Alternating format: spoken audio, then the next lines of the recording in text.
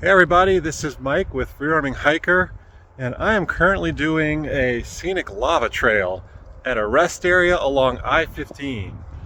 There is a northbound loop. They're calling them lava trails, lava loops. There's a northbound trail and a southbound trail, meaning if you're going south on I-15, there's a trail for that side. If you're going north on I-15, there's a trail for that side. I am currently on the northbound direction of I-15. So I'm doing this trail here, which is a little bit longer than the south side, the southbound. The southbound is about a 3/4 mile trail. This one looks like it has 3 loops, all easy, and all together it's looking like it's just over a mile. So beautiful way to stretch your legs. Got a lot of road noise, but at the same time, if you're on your way north or south to or from Idaho Falls, I mean, you got this beautiful lava landscape and lots of really cool features to see. So there's even little interpretive signs that kind of tell you a little bit about the area, a little bit about the natural history, and all sorts of other things. And this is part of a geologic feature known as Hell's Half Acre. If you go west out of Idaho Falls, there's a couple more trails there. I've done a couple of those. I have those linked down in the description onto the website, so you can read more about them there. But it's a really cool landscape. It's actually very young. It's still, I wouldn't say it's still active, but I believe the lava last flowed here about 2,000 years ago, which geologically speaking is not very long at all. But yeah, it's a really pretty landscape.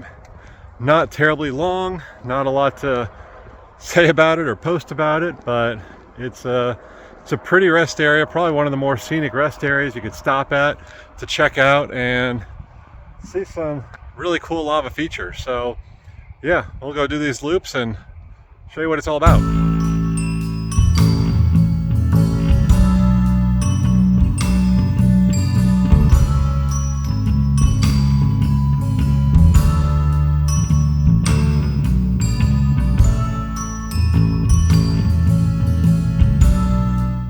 Most of the vegetation you're going to see here is pretty similar to what you're going to see in other areas that aren't developed in this small region. Primarily sagebrush and juniper trees, and you see a lot of that growing on the lava. A lot of it hasn't broken down into soil yet, but those are, pretty formidable trees and plants that can get a foothold in the rocky lava.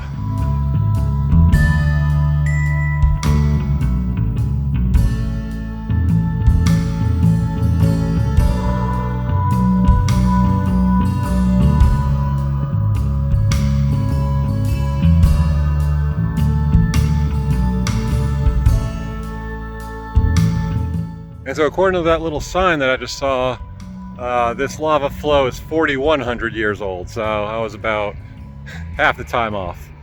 But yeah, still very young geologically speaking, especially considering this is on the Snake River Plain, which is in the old flow of the Yellowstone supervolcano. So, that Yellowstone hotspot is a static spot of molten rock that shoots up into the Earth's crust, and from there the North American plate kind of drifts over that. And so you look at the Snake River Plain on a map, and that's kind of what you see.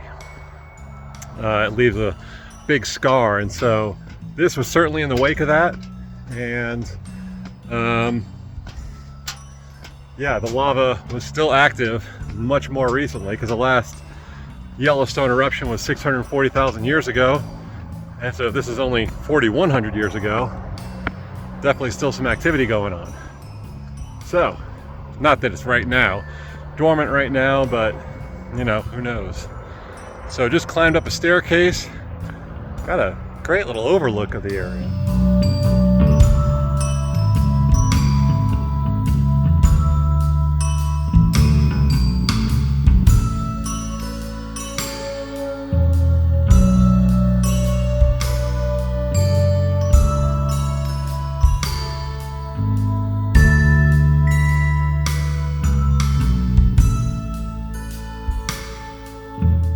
So one area that's similar to this, that's kind of in the neighborhood, is Craters of the Moon National Monument.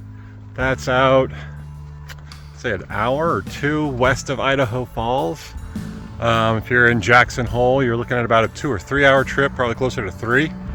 But that's the one I was thinking of. The most recent lava flow there is 2,100 years ago, which also very recent.